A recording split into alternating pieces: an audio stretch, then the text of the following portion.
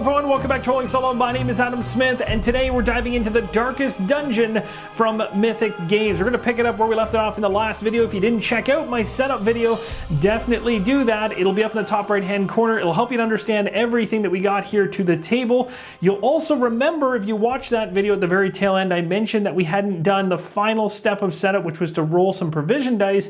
But just before we do that, let's read a little bit of the narrative that comes from not only the quest we're going on, but also the individual that we're going up against, the first imminent threat. As chosen in the setup video, the first imminent threat is the Fanatic. You can see the miniature there to the left. Let's read a bit about the Fanatic. It states, madness can take many forms, but none so contemptible as man's belief in a mythology of his own making. A worldview bedrassed by dogmatic desperation invulnerably leads to a single-minded fanaticism and a need to do terrible things in the name of righteousness. This man is an animal, rabid, destructive, and incapable of nuanced understanding. He must be put down. The quest as selected in the prior video is called Dem Bones, and the narrative here states, a revered ancestor was laid to rest in the ruins, their sacred bones left untouched, but what is dead should remain as such. Thus, the noble duty fell upon your shoulders to retrieve them, lest they fall prey to the dark taint of the land. Now let's quickly talk about the campaign overview and the overall goal of the game. Now before the heroes storm the darkest dungeon, they must first deal with imminent threats to the hamlet, like the Fanatic, for example. The campaign consists of 4 acts. The first 3 acts consist of 2 general quests and a boss quest each. By defeating a boss, the heroes end their imminent threat and advance the campaign to the next act and difficulty level. Now when the first 3 acts are completed, the gate to the darkest dungeon will open and the 4th and final act takes place. If you defeat the final boss and the heroes are victorious, the players have won the game. Now let's talk about when things go south in Darkest Dungeon, the death of a hero and failing the campaign. Now heroes inside this game can die permanently and be removed from the game in any of the 3 following ways. Let's go over them right now. The first one is death blow. So when the hero is at death's door, which basically means you've suffered enough wounds equal to your life, and you roll that red die in the top right hand corner and get that skull, that white skull icon, that's a death blow. That character is gone permanently from the game. That's one way you can die. Another way you can die is from a heart attack. That white tracker there in the top right-hand corner of the screen on the dashboard there is tracking your stress. If it reaches 10, you're going to get an affliction or a virtue, and then it's going to flip over to its red side, start from 0 and work its way back up. If it hits the top again, you've died from a heart attack. The second way to die in this game. The third way is to give in to madness. And at that point, the hero receives a 4th negative quirk.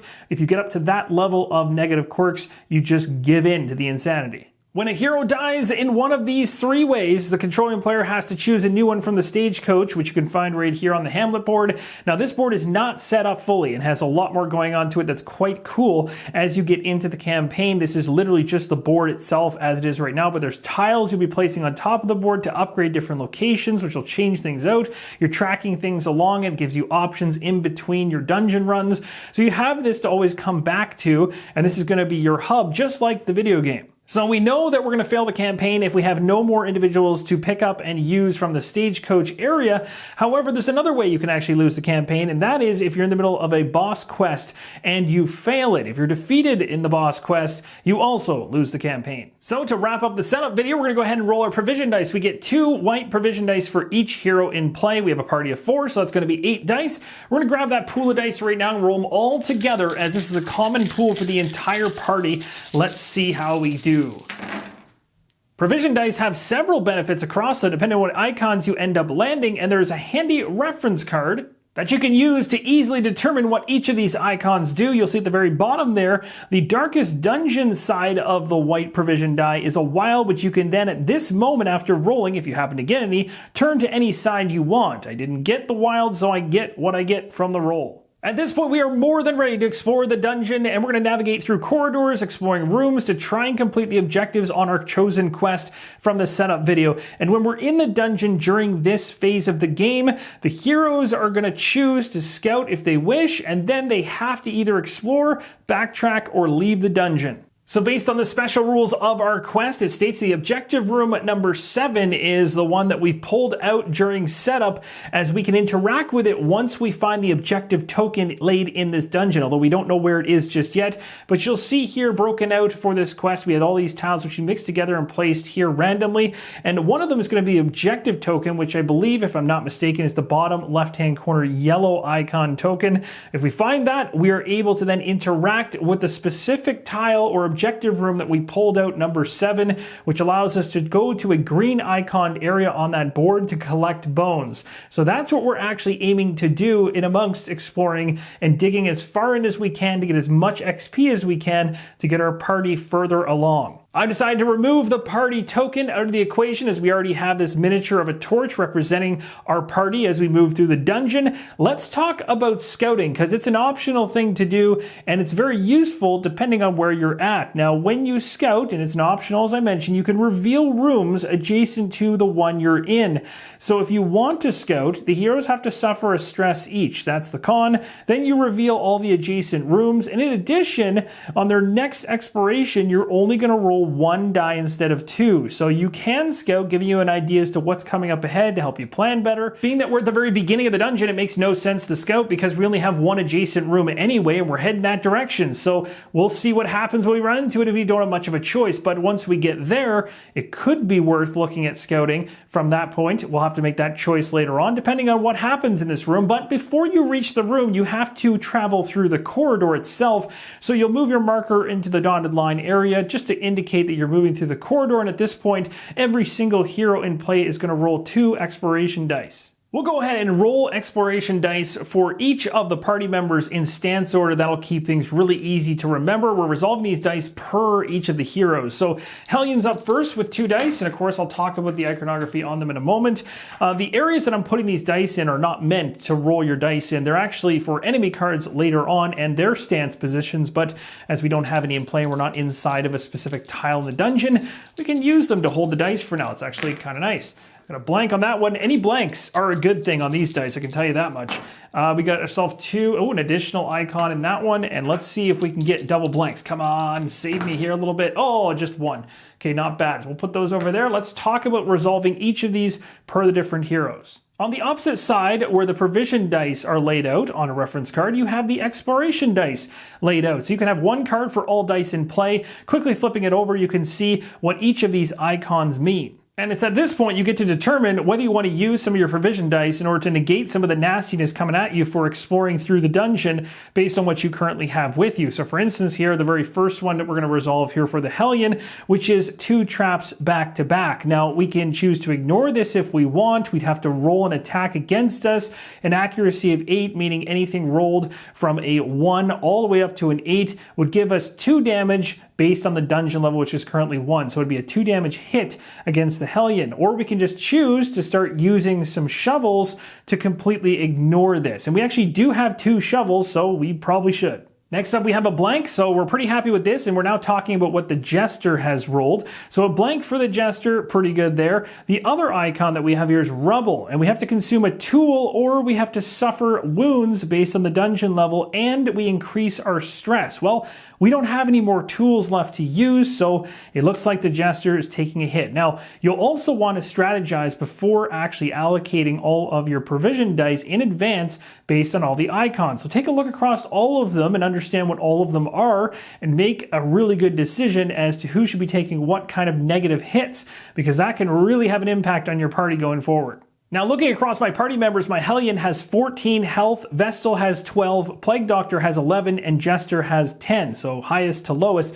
So really the Hellion being the first one to roll here, and knowing that these nasty rubble piles, I actually ended up getting 2 of them. One's going to hit the Jester, which is right here, and the other's going to hit the Plague Doctor, which is over there. I'd almost rather use the shovels to try and negate those against the weaker HP characters and let the Hellion take the brunt of the pain. So we are going to be rolling a die for each of the traps for the Hellion. So now that I got you thinking about using your provision dice across your exploration dice in a way that makes sense, trying to keep your party alive as long as possible, we're going to resolve the very first set of 2 dice, which is for the Hellion, which are these 2 right here. So we're rolling for the traps, as I mentioned, but I want to talk about this roll because this is very much like what we'll see when we're actually in the dungeon making attacks and things like that. This accuracy check and crit check come up. So the accuracy check here is an 8, crit is 2.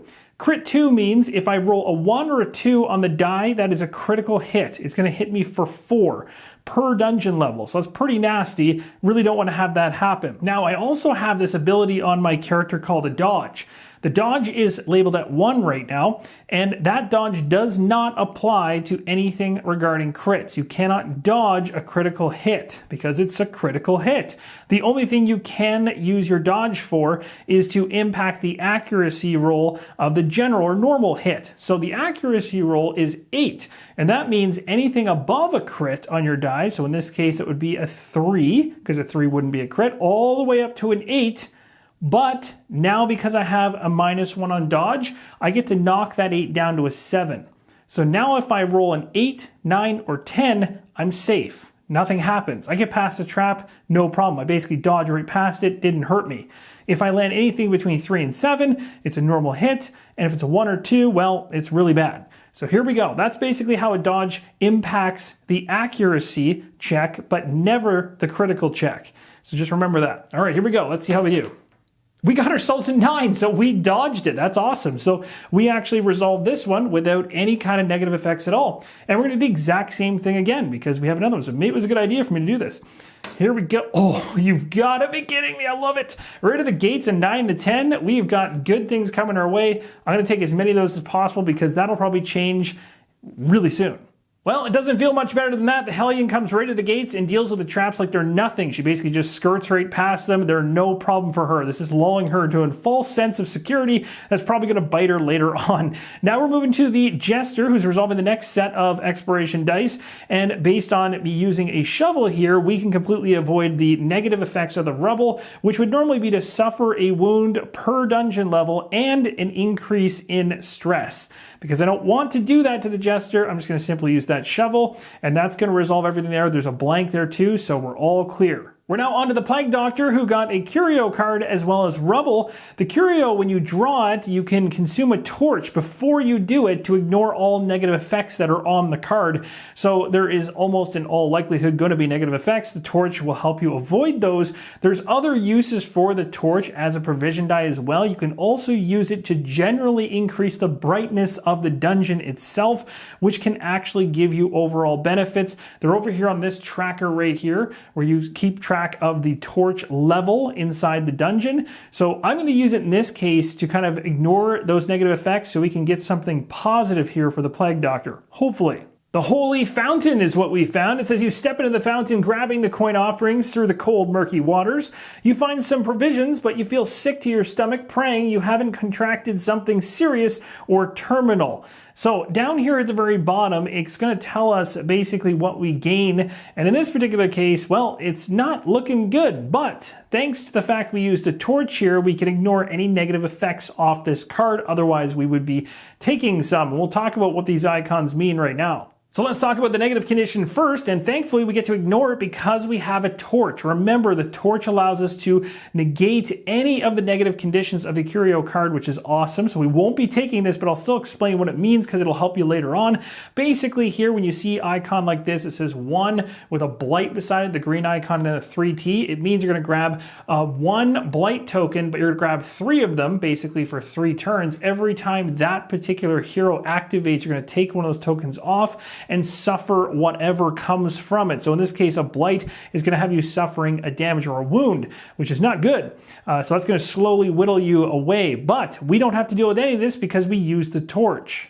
Next up, underneath of that, you'll see a card. That is a positive quirk. So while the Plague Doctor was dipping around inside of the Holy Fountain, they ended up getting a balanced quirk, which we put on the right-hand side of the dashboard. You'll see it says a maximum of 3 of these, whether they're positive or negative. If a hero already has 3 quirks and acquires a 4th positive one, they have to discard or swap it with a positive one that they already have. If the 4th quirk is a negative one, however, the player discards the positive quirk and replaces it with a negative one. So basically, the more negative quirks that are coming in, they're taking away from the positive ones that you already have once you get up to that limit.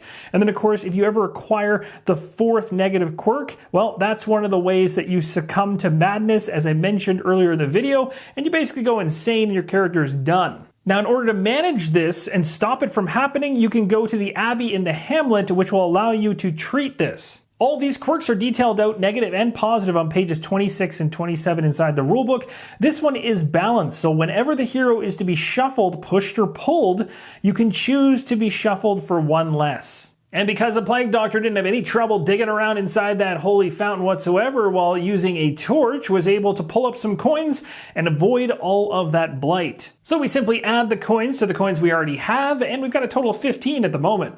And the last thing on the card that we get as a benefit is going to be the additional provision die that we roll right now and add into the mix, which is awesome. So we grab an unused die, give it a roll, and add it into our pool. We got ourselves a shovel, and guess what? That could not have been a better result because we do have a rubble icon way there at the end. This worked out absolutely perfect. I mean, we came out of this without any hits to anybody, plus we actually gained only positive things. That's not going to happen every single time. We're using a shovel here. We're now on the Vestal's turn. She's just cleaning up some rubble to avoid some stress and some wounds. And we have a blank, so that just resolves itself. We are now done. So now that you've gotten a little bit better of an idea as to what kind of nasty things can potentially come out of the exploration time frame, and it's worth mentioning there's far beyond what you just saw now, there is the ability to now use your provision dice for other means because, well, the ones remaining are more so around, well, keeping yourself alive. Essentially, you have things like food and bandages and potions, and what they do are all depicted on the provision side of the reference card as well. So if you start taking any nasty afflictions as you go through the game, you can start using these provision dice in order to start combating them. So now that the exploration is over, we move to the desired room along the corridor path that we've selected.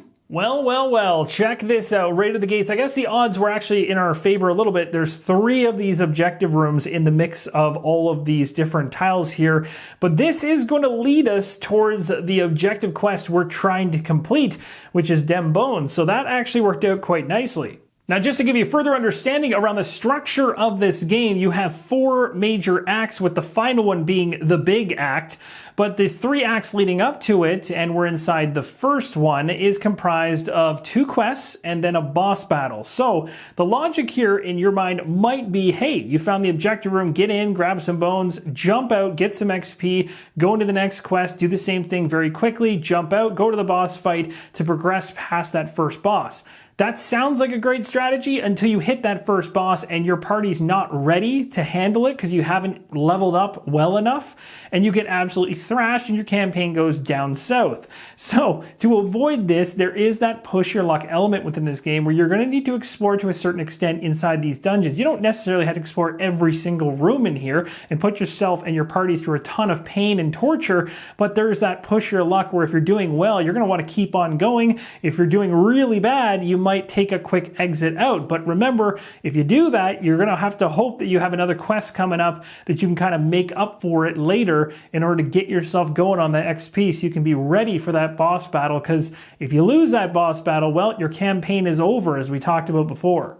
So as you'll notice on the quest card itself, it says 1 XP for each bone collected. So again, if we happen to find all 3 of the objective rooms, which it says there are 3 here made up in this dungeon, we just don't know exactly where they all are, but if we actually get into each of them and start collecting a bunch of bones and bring them all back, we get more and more XP. So that is part of the drive to go further into the dungeon, is to get as much XP as possible, because that's only going to benefit your party overall. So for now, we at least get the opportunity to do it really early, which is awesome, and get to see a different facet of the game at the same time. Now, just before we head into that objective room, let's take a look here at the reference card of all the other rooms I could have potentially run into. As my very first room, we have empty rooms where nothing happens. That's actually kind of nice sometimes when you've gone through a lot of stressful rooms. You have dark rooms, which are going to impact the overall light of the campaign. Again, I'll show you that in a moment. You're actually going to see that tracker when we go into the objective room because light really does have an impact on gameplay. So having that dropping down is not good. Remember, again, you can use provision dice to try to keep that up. You have trap rooms, which we are kind of familiar with that because we actually dodged a few during the exploration phase, but you can find rooms that are literal traps in and of themselves that can hurt you. Curio rooms, where we've seen curio cards come out before. We have treasure rooms where we can find gold, and that's going to be valuable for sure, and objective rooms. So now let's go ahead and set up our objective room, which we pulled a tile specifically aside for Dem Bones, which was actually tile 7. Just before we do that, I want to tie some loose ends up around this area right here of the game. If you want to leave the dungeon, as I talked about before, and go to the hamlet, you can. You just have to do it before you roll any exploration dice. It's a group decision, but if you're playing solo, you get to decide whenever you want to, which is awesome. The other thing is backtracking. You're going to notice at some point you'll move through the dungeon and maybe want to backtrack. So if you do, then when the party decides to do it or you decide to do it, each hero is going to suffer 1 stress for each corridor the party backtracks through. So you can do it. And you also don't have to roll any exploration dice as you go through. As depicted on the objective card, we have runes tile number 7. You'll see the green dot area right here. That is where the bones reside. We need to set this tile up, but one thing I need to mention is around this board down here to the south, which we haven't touched on fully yet, but it's going to come into play for sure right now during combat. The round tracker starts at 1, but the torch is also here, and it did have an impact on our rolls that we did for the traps earlier, but thankfully no gameplay impact, but some things worth mentioning. So here's a look at the light board, and it's broken out in 2 sections with your light starting dead center in the middle. If you push it to the left, you're increasing the light, but there's absolutely nothing else to gain from it. The only thing you can gain from it is the one thing that I missed talking about when we were talking about dodging, which is a 1+ addition to the dodge, which means that the roll for the Hellion, when she did it, would have actually had 2 dodge inside of that, which have made it even easier to succeed at that prior roll I did. Good thing there's no gameplay impact, but worth keeping an eye on this because, as you'll see, if the torch starts going down the track to the right and you start losing brightness in the dungeon, well, the enemies start getting more powerful. And it's not only where the torch resides on the track, specifically, it's also everything else leading up to it. So in other words, if you are all the way down to here in 0, every single one of these bonuses apply, which is going to be bad. It's going to start stacking on itself and really start hammering you. Now, when you're setting up the battlefield, it's quite easy. Everything is marked out in terms of where the different miniatures for the heroes are going to come in. It's all based on their stance, so it will be different every single time you come into these objective tiles in terms of which characters go where, but it's very easy to determine this as you have the iconography right on the game board. So 3 of our characters are all starting in the same space up in the top right. The only one that isn't is the aggressive individual, which would be our Hellion, who's coming in down here at the bottom left. With our heroes now on the board, we're going to bring in some enemies. They're going to be filling out all of the different stances on their track, which again is going to correlate to stances on the actual battlefield, and their miniatures will be placed in each of the corresponding areas. To spawn the monsters, you simply go ahead and reveal one of the cards off the top of the monster deck. In the top left corner of that card, right underneath the title, which is in small font, which is hard to see from right here, but it states right underneath the Bone Soldier, Unholy, which is a keyword, and it also says Front. Front means it's going right to the aggressive slot on the track. You continue spawning in this way, flipping over the next monster card. This one, in small font underneath the title, says Back, so it'll be going all the way to the support position on the far right. So we have a Bone Soldier in the very front, the aggressive stance. We have a Madman in the back in the support stance. And we just revealed a Bone Courtier who is also got the keyword Back, so it will be going just to the left of the Madman. And finally, to round out the terror coming at us, we have a Weber. It's going to be landing in the only position available. Now, what is worth mentioning is that inside of Darkest Dungeon, there are cards in here that you'll flip over and you'll actually be told to take a tile of a larger individual that's going to take up more stance spaces than normal. There's rules inside the rulebook around how to place those, but essentially they'll sit in 2 of these spaces instead of 1. So you might even get 2 of those larger individuals as part of a battle. But in this case, we got 4 of different and varying types, which should really add to quite a bit of insanity going on in here. Now, with enemies in the stanzas, we can now put them inside the battlefield as indicated on the tile. Just like that, we have all of our enemies set up on the battlefield. We have a Weber and a Madman right in the middle guarding the bones that we're trying to get to collect them. We also have the Bone Soldier down here in the aggressive stance, so both the aggressive individuals coming in down south, and then we have a ranged individual up here in the top left, the Bone Courtier. And it wouldn't be a dungeon without some treasure. There were some watermarked areas on the board where 2 treasure chests are placed. You're also going to notice something along the game board, and that's these little pips all over the different areas. This specifies how many different units can be within one area. The final step is to ensure that you have the round tracker on round number 1 on the light board, and something to keep in mind is for your first imminent threat, in this case, you want to make sure you have your card that relates to a battle. And there's 2 sides, remember. If you rotate the card over, it impacts the hamlet on one side, and if you rotate it 180, it impacts the battlefield. So there's an overarching battlefield effect that the fanatic is placing on the dungeon. This Marked for Death ability is pretty nasty. It says when the battle starts, all the heroes are going to roll a 10-sided die. The hero or heroes who rolled the lowest suffer a marked condition with a 2 time on it, which means for 2 turns, you are going to be marked, which ends up meaning that the enemy, when making an attack against you, is going to get a +1 to accuracy per stack. That can really be bad. All right, I got my 10-sided dice ready to go. Let's start with the Plague Doctor first. We'll see how that individual rolls. A 5, all right. Next up is going to be the Vestal. A 6, we're going up by 1 every single time. Can we keep that up? Oh, there we go, the Jester dropping down to a 4. So Jester is the one that's so far being marked. Will the Hellion take it away? No. Good thing we didn't get a tie at the lowest level. That would have really been unfortunate. So good thing is the Jester is the only one getting marked. The icon on the card shows a marked symbol with a 2T, so that basically means a 2 in a stack. So we've got those set up for the Jester. Now we're moving into a battle. We use the initiative deck, which is off there to the right, and we're going to draw a card. It'll tell us whether it's a monster or a hero going first, and depending on whichever one it is, we go from the aggressive stance first in either case and work our way over to the support stance. A monster initiative card comes off the top. You'll see in the bottom right of that card, it shows 4 monster icons with an arrow pointing, coming in from that left side going right, which essentially reminds you that it's coming in from the aggressive stance side of the equation. So we're going to activate the Bone Soldier first.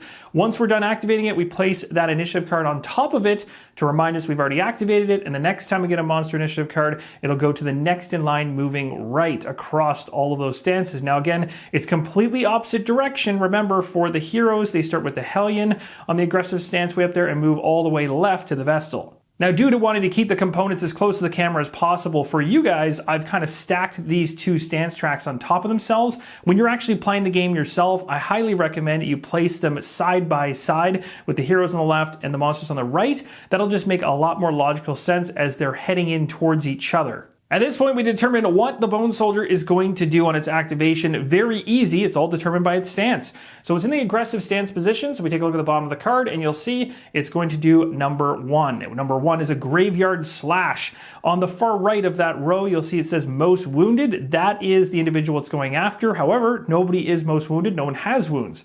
So if that key targeting priority does not apply, then you're going to go for the closest individual, which in this case, looking at the tile, although you guys can't see it technically right now, the Bone Soldier is 2 spaces away from the Hellion. So the Hellion is going to be the target of this attack, or at least the attempted target of this attack. Of course, I need to make sure I have the range necessary to make this happen. So how do you determine range? Well, you take a look under the Most Wounded thing there, and it mentions an arrow with a 1. That tells you that this attack does an attack from exactly exactly one range away, so we have to be one space away. So to get there, we need movement. And on the Bone Soldier artwork in the top right, you'll see a little icon of a foot that lets you know how many times this individual can move. So for example, the Weber on the right there can move twice. It has 2 feet icons. So in this case, the Bone Soldier is going to move one space to get closer, so it can do a one range attack exactly on the Hellion. Something that is worth mentioning around Darkest Dungeon that you might just assume based on plays of other games is that if you have a range of 1, you also have a range of 0 technically. In this case, it has to be exactly as printed on the card. So if it's a range 1 attack, you have to literally be one space away, which works out perfect for a Bone Soldier because he's going to use his one movement and be one space away to make the attack. If he didn't have the range to make the attack exactly, then he can't make the attack. And you're going to see enemies that have a range specified with a dash in between, so it might say 0-2, letting you know that you're okay to attack inside your same space, also one space away, or 2 spaces away. The Bone Soldier is ready to slash our Hellion here. We have a crit 1, accuracy 9, so if we roll a 1, bad things are happening. We're going to take 9 damage, which is really bad. And then we have an accuracy all the way up to 9, so anything from 2 to 9 is going to be a regular hit for 5, which is pretty bad. But on the light track, we are currently on the 5 position, which gives us a +1 to dodge, and the Hellion already has 1 for dodge, so that's 2 dodge, which is going to reduce the accuracy only. Never touches the crit. It's going to reduce the accuracy from 9 down to 7, which gives us a little bit of wiggle room to actually survive this. So let's go ahead and roll this die and find out whether we do. Hopefully, come on. Oh, 6. That is not going to be enough. So that's going to be a 5 damage hit. I guess the only positive here is that the Hellion took the brunt of that damage, and the Hellion's got the most HP across my entire party. The Jester at 10 would have been far worse. The old initiative card that we just resolved goes on top of the Bone Soldier to remind us we've activated it. We pull the next one up, and it's a monster again. So the Weber is going this time. Now this monster is much more unpredictable, being a large spider, and you'll see across the stances at the bottom that it tells us it's either going to be 1 or 2 based on a die roll. If we roll 1 to a 5, it's the 1. If we roll 6 to a 10, it's the 2. So let's go ahead and find out what happens here. We're either getting webbed up or we're getting bit. Let's see, an 8, that is going to be a bite. This is going to be pretty brutal because, as you can see from the target priority there, it says marked closest. So it's going after the individual that's marked. The only one that is, in this case, is the Jester, who is marked by the Marked for Death ability that came from the Fanatic at the beginning of the battle. So the Jester is the target. Now, taking a look at what is going to actually happen here, there is 0 range on this. So this spider needs to get into the same space, but it has so much movement, it's going to have no issues. So the spider is going to leave its position to get into the same area as the Jester. The Jester ends up stepping back as the spider comes around the corner and attacks him and is going to be biting. And the critical on this one is a 0, which certainly is helpful in this situation. The accuracy is an 8, but again, the Jester has, and this is really cool, 2 dodge. So even though it has a low HP overall, lots of dodge ability, plus the one from the light track, so 3. Which is going to drop that accuracy of this spider's bite from an 8 down to a 5, giving me a much better chance of actually surviving this. So we're going to go ahead and roll a die. Basically, I have a 50-50 chance of being bitten here, so let's see how this goes. We got ourselves a 5. We are, in fact, bitten. Even the dodging couldn't help us. The poor Jester takes 2 damage, and there was a miss that I made here. I didn't take into account the fact that I was marked during that accuracy roll. So how that impacts things is the bite was an accuracy of 8 to start. Being marked gives you a +1 on top of it for that particular condition stack. So that's going to be another one, which is an accuracy level of 9. And then the dodge comes in and reduces it down to 7. And then the light level, as we have it right now on the light track, reduces it again from 7 down to 6. So anything rolled from a 1 to a 6 would have been a hit, which doesn't change the outcome of anything, but it's worth mentioning that it wasn't a 50-50 roll. So long story short, we got our 2 damage on our Jester, and there's some conditions from this bite we got from the Weber. So the conditions that come from the bite are listed right underneath of it. You'll see an arrow there. It's pointing to the right. That means that if the target was hit by the attack, these conditions are now going to apply, and it goes through them. If the arrow is pointing off to the left, it actually means those conditions would apply to the individual who made the attack, which is quite interesting, and you'll see that in the future. Now, what is going to happen here? Well, it's telling us the poor Jester is going to get a blight token of 1, but it's going to be 3 turns high. So basically, this token right here is going to come into play play, but there's going to be 3 of them stacked in a single stack. And even worse, it states beside it, there's a +2 damage versus a marked individual. So essentially, when the Jester gets to go and normally would remove one of these blights away and then suffer damage, it's going to be suffering even more damage because the Jester is marked. So here's how the Jester is looking after that bite from the spider. Not good. We got blight, we are marked already, and we have damage applied. Next card off the top of the initiative deck is a hero card. Finally, we get to go with the Hellion as she is in the aggressive stance. At the beginning of a hero's turn, you roll for any affliction and virtue the hero might have. After this, you then remove tokens from any condition stacks they have. So if the Jester was activating right now, it would be bad news, but at the same time, they'd also be depleting those token stacks. And now we're going to go into actions for the Hellion here. So I can perform 2 actions during the turn. We have the ability to do any action twice if we wish. We can move, interact with the environment, change the stance we're in, or use a skill. On your hero's turn, as a free action, you can use provision dice. We have a potion. A potion will allow us in this situation to decrease our stress, or we could actually remove blight entirely. That is what I'm going to hold on to for the Jester because, well, the Jester actually has blight to remove. The other ones there to the left and right, these 2 are food, and during battle at least, we can use these and consume them to gain 1 health back. They also counter hunger when we're going through exploration and the rolling of those dice earlier on. And then the other 2 we have here are bandages. We can use bandages to either heal 1 or to remove all bleed conditions from a character. So we probably want to be wise with the timing of whether you use them for a heal or whether you use it to deal with a condition. But I think based on the Hellion having 5 damage and the fact I saw 1 attack on the critical side of things doing 9 potentially, that would be 14, which is the health of the Hellion. So I want to try to maybe heal up at least 1 HP just to avoid getting critted right out of the game on the Hellion. I've chosen to use some food, which is going to heal up the Hellion by 1, dropping the amount of wounds to 4. Always keep your eye on the resistances, immunities, and skills of your character because they might be a benefit or also help you with some nasty things coming your way. Now, for me right now, I really want to try and kill that Bone Soldier that moved closer to us on its activation. It's only 1 range away, so you want to take a look at your skills to see which ones are active right now based on the stance you're in. The Hellion's in the aggressive stance, so all 3 of these are active. I can use any one of them, but I still have to be within range. So taking a look at the range for this one here, it's 2. This one's 0. Both of those ones will not work where I'm currently positioned. This one, if it bleeds, will work, but I do have 2 movements, so that gives me the flexibility to either step back and do the Iron Swan,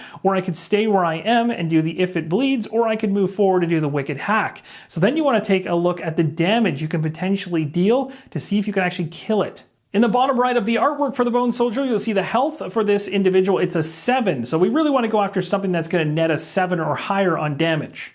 I plan to use Wicked Hack. So again, we have 2 actions to spend. I'm going to use 1 of them to get movement, which gives me 2 movement. I only need 1 to get into the same space as this enemy. The second action is going to be to use the Wicked Hack skill. So the Hellion charges into the space with the Bone Soldier. Again, always note the pips on the area to make sure that you're not going over the allotted amount of units in a given space, and that applies to monsters and heroes. The Hellion charges in and now goes for a Wicked Hack. Similar to heroes, enemies can also have a dodge rating. In this case, thankfully, the Bone Soldier doesn't have any. It's a 0. So we're going to go in swinging, and if we land a crit, which is a 1 on this 10-sided die, we get 12 damage, which is far more than enough to kill off the Bone Soldier. And even if we just hit it as a basic attack, we're going to get 7, which is still enough to kill it off. Hence the reason why I went with this one. The odds are in our favor, and the accuracy is 9. So the only way we can miss on this is to roll a 10, which I probably just spoke into existence, but hopefully it doesn't happen. 6. All right, we got it. So that Bone Soldier is out of here.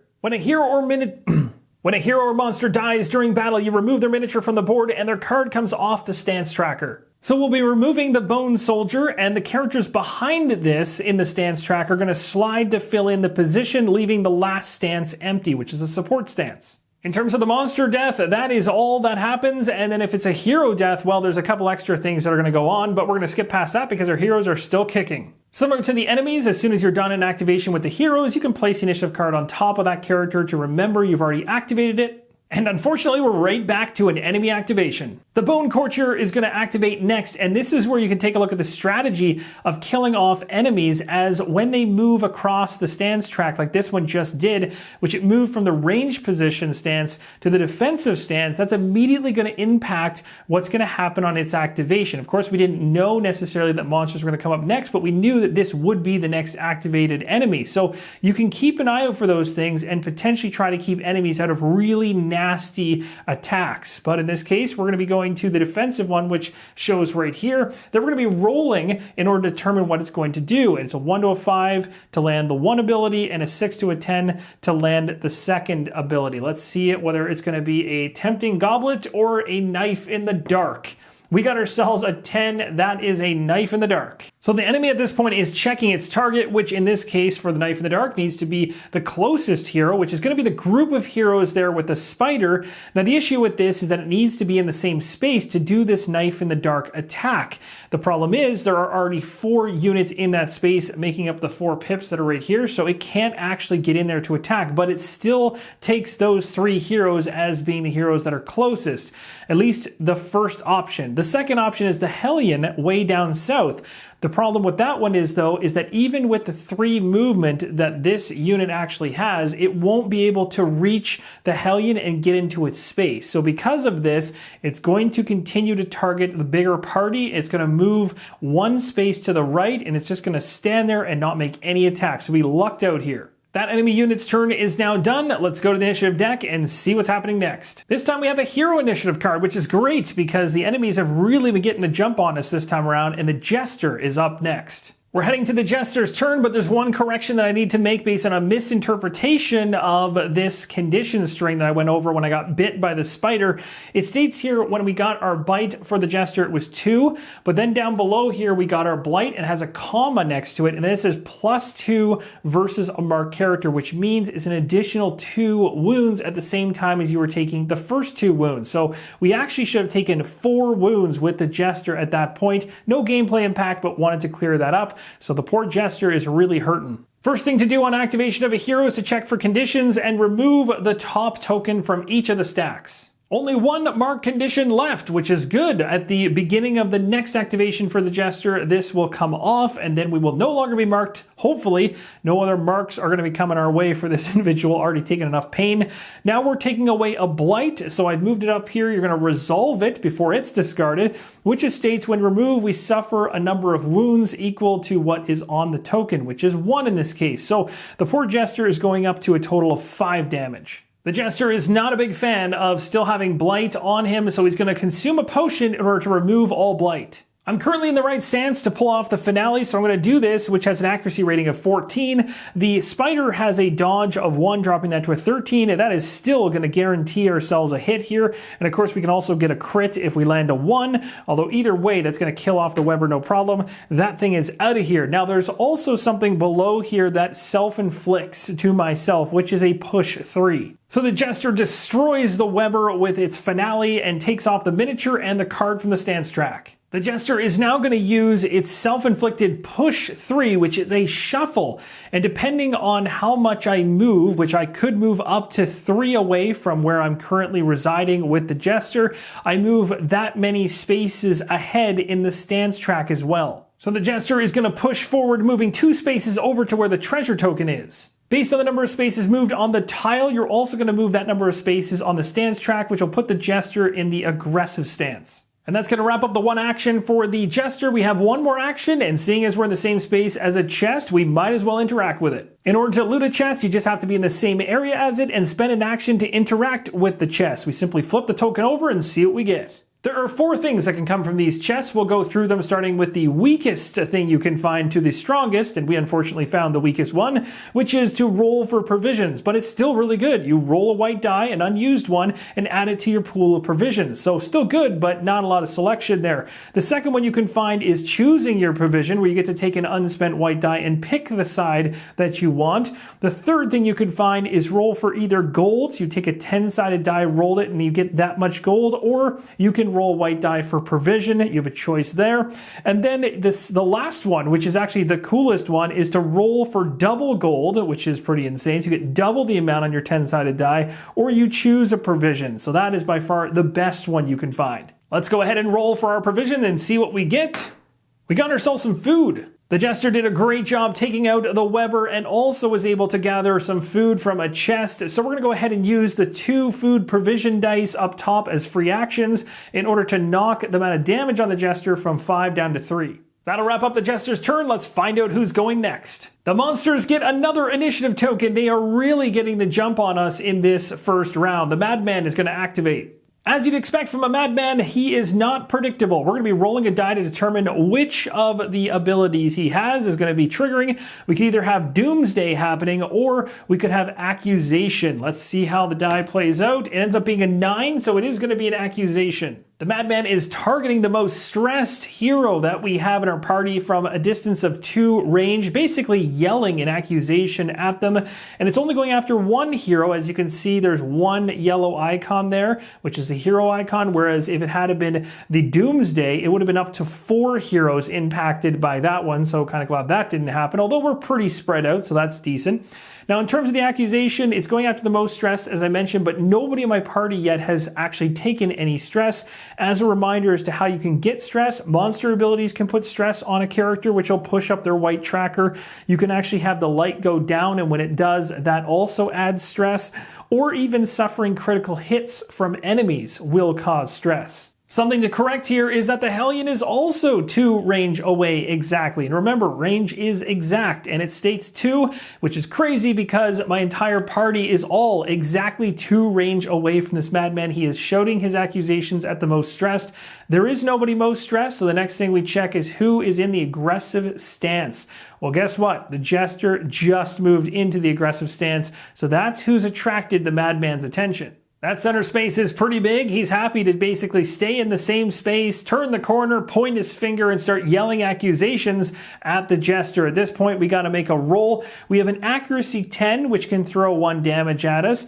A crit of 0 would throw 2 damage at us, and then there's some conditions afterwards. The Jester has 2 dodge, and there's 1 dodge coming from the light, so that accuracy rating drops from an accuracy 10 roll to an accuracy 7 roll, giving us a chance to potentially get past this screaming. And we do! We got a 9, so we don't take anything involving this accusation. And that's really good news because we not only would have been hit, but we also would have taken that orange icon condition states debuff. And basically a debuff is as long as a character is debuff, others are going to gain a +1 crit to their skills targeting them. So it makes it easier to crit against that individual. So it would make it easier to hit the Jester with a crit, which is definitely a bad thing. And then on top of it, it would have actually given some stress to the Jester. So we really dodged a bullet there. That's the end of the activation for the Madman, and we can continue on. We know that all the monsters have activated, so this initiative deck at this point is really just going through the rest of the heroes to complete out the round. So we're now going to go to the next individual in order, and that is going to be the Plague Doctor. The Plague Doctor is up next, and I really want to take out that last bone monster, so we're going to use Noxious Blast. We are currently in the range position, so we can use this skill, and we're perfectly positioned, so we don't need to move. It's only 1 range away, which is exactly where this enemy is. We're going to go ahead and make a roll. It's not going to do a ton of damage, but it is going to put some conditions on it, and it does kind of set us up for the Vestal to come in and do some damage and hopefully kill it. This bone monster has 1 dodge, so it's going to impact our accuracy rating, dropping it down to an 8, which is still not bad. We have the opportunity to crit if we land a 1, so that's a plus. Let's go ahead and see how we do. Come on, 1, where are we? 7, and that's actually still okay. We still get the 2 damage on this individual, plus the condition of Blight is going to hit, and it's a heavy one, actually. And then on top of it, there's a debuff. So here's the impact for the attack I just did, 2 damage. We also got 2 Blight tokens at 4 apiece, which is pretty solid, although based on the health of this enemy being 7 and 2 wounds, it's at currently 5 health, so that 1 Blight token on top that comes off the next time it activates won't kill it, but it'll get us super close. The debuff is going to help us with a critical hit, but we need to think as to whether we want to kill this thing before any of that Blight stuff happens to just get it out of the initiative deck, which might not be a bad idea. I want to do one more thing with the Plague Doctor for the final action, is to get him into a specific location right here to be able to pick up bones in the future. The Plague Doctor has a crazy amount of movement at 3, so he's going to move from here into the same space. The reason I'm doing this is because on the quest card that we have for Dem Bones, we have to have a character in the space with this green icon, and then we use all of the actions we have for that turn, 2 full actions, in order to collect bones. So we need to position somebody in there in the first place. So after an attack from the Plague Doctor and some movement, we're now done our 2 actions. That's going to end off that hero's turn. We're going over the Vestal. Now looking at the Vestal right now, we currently have a Mace Bash, which would be perfect to be able to just swing at that last bone monster to take it out. It can do 5 damage. The problem is we're not in the right stance to be able to do that attack, and it would actually take 2 of my actions to move Vestal into that correct stance, which is the defensive one, from the support when I'm way in the back at currently. So the only 2 things I really can do effectively at the moment is Divine Grace or Dazzling Light, which would do some damage if I did Dazzling Light, but not a ton. And even if I got a crit on that one, it would only do 4, which would be 1 shy of killing it. So this makes me wonder. Let's use the skill Dazzling Light here. It has some conditional effects, which could be quite cool if we land the hit. The Bone Monster has 1 dodge, so that is going to drop this thing from an accuracy 9 down to an accuracy 8. Let's see how this roll goes. We got ourselves a 3. That is going to do it. So that is going to be 2 damage going on, plus a couple conditions. The Dazzling Light is pretty cool for those conditions. I get a stun token on top of this bone monster, which is going to prevent it from doing things on its next activation. And on top of that, I also get to increase the light in the dungeon overall on the tracker. That increase in light is going to make sure that we keep our extra dodge thanks to this high level of light we currently have. Now, even though as actions you can do an action twice, there's a limitation when using a skill. If you use the skill on your turn and it was successful, you can't use the same skill again. So as much as I'd love to use Dazzling Light again and just keep pushing up that brightness and keep throwing on damage, I'm not going to be able to do so because I was successful with the first action. So now I'm going to figure out something else to do. The Vestal has 1 movement available, so I'll use an action to move into the same space as that bone monster. And that's going to do it for the entirety of the round. We're moving into round number 2. Moving into round number 2, we go ahead and rebuild the initiative deck, this time with the number of enemies still remaining. So there's 2 monster cards in there, and we have 4 hero. We shuffle them up to have no idea what is coming next. And then we go ahead and uptick the round counter to 2. It's worth mentioning at the end of the round track, you'll see a red X. If it lands on that, which is at the end of the 4th round, the heroes are forced to flee. The first card off the top of the initiative deck is a hero card. That is going to be the Jester this time around. The mark condition is going to come off the Jester, which is great. No longer going to be an issue. I do still have 3 damage. I could use some provisions here, which I might do during my turn. We need to decide what the Jester is going to do, and it's probably going to be to put some kind of substantial hit on one of these enemies. I decided to go ahead with the Dirk Stab, which can be done in any stance. We're going up against the Bone Monster, who is 1 space away from me, which is perfect for my range. And it's an accuracy 9. This individual has a dodge of 1, so it's going to be an accuracy 8. Let's see if we can hit it.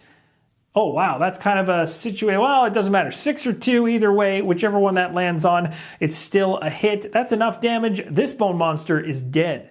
With that bone monster out of the equation, let's do some healing on the Jester. I'm going to go ahead and spend both of these provisions in order to heal 1 health each. Now, it's also worth mentioning that there's a condition on here that would have triggered if this enemy had still been alive, and that would have been to pull the enemy 1 towards me, but the enemy's dead, so it doesn't matter. Now I'm going to use my final action here to move into the same space as the Plague Doctor where the bones are. And that's going to wrap up the Jester's turn. The next initiative card off the top of the deck is a hero one, which is great. We're starting to see stuff turn around, of course, because we've thinned things out so much. So at this point, we're going to activate the Hellion. The Hellion's going to choose to move 1 space. I would love to use all of the 2 movement I have to get into the same space as this group here, but it is maxed out currently. So we're going to sit right outside of it, and from range 1, we're going to use If It Bleeds. That skill has an accuracy of 9. This Madman has a dodge of 2, which makes it tougher to hit, so the accuracy is now down to 7. If we happen to hit this, though, it's going to be 5 damage. So let's see how we do. Our crit is not even possible, and that ends up being a miss. This Madman dodged us. And the next initiative card is going to be for the Madman, who just missed being hit by the Hellion. Let's see what's happening with the Madman. It's a dice roll to determine. It is a 6. That is going to be another accusation. So targeting priority for this is the most stress. We don't have a character with stress, so we go to the closest one, which is going to be a tie between these two. And out of them, the Jester is at the aggressive position, so the Jester is going to be targeted here. Now we check for range, and this attack needs to be done from a range 2 away. So basically we have a number of areas where this madman could move to be 2 away to make this attack. So we get a choice here. Because the Hellion's already activated this turn, it makes a lot more sense to put him up closer to the Vestal. Maybe the Vestal can do something to him. The base for this attack is an accuracy 10. Jester has 2 dodge, and the light gives 1, so that is going to be a 7 for accuracy. Let's see how this goes. An 8. That is going to be a dodge, so we also dodge this accusation. It's now going to be heroes all the way to the end, and the next one to initiate is the Plague Doctor, who is in the same space as this green objective token, and as it mentions on the objective card, a hero's got to spend 2 actions in this green icon area to recover the bones, and of course every single bone that's collected gives 1 XP. So thanks to the Plague Doctor, we got our very first point. Let's now talk about XP, seeing as it's an important part of the game. Heroes are going to get stronger from XP and more able to survive when you enter the Darkest Dungeon. In order for your heroes to gain XP, you need to complete quest objectives like we just did with this first quest. So there are 3 actual objective rooms inside of this dungeon. We found one of them, and then we also got the objective from it, which gave us an XP token. So we have 2 more objective rooms to find if we wish, and we can gain XP off of them. So it's not an exercise in collecting bones in the same location over and over and over again to just come back with a heaping pile of XP. It's a range of 0 to 3 XP on any given quest card. So if you perform really badly and you ditch out of the dungeon, you're only going to get 0 XP.